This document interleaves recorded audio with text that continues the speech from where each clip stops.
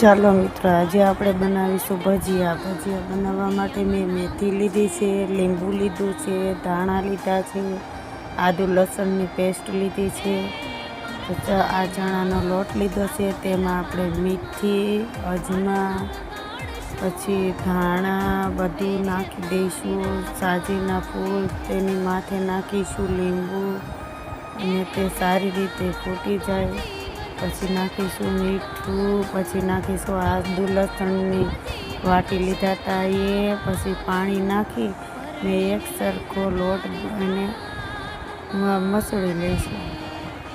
જો આવો ભજીયાનો લોટ તૈયાર થઈ જાય પછી મેં એક કઢાઈમાં મૂક્યું હતું તેલ, તેમાં મૂક્યા મેં ભજીયા.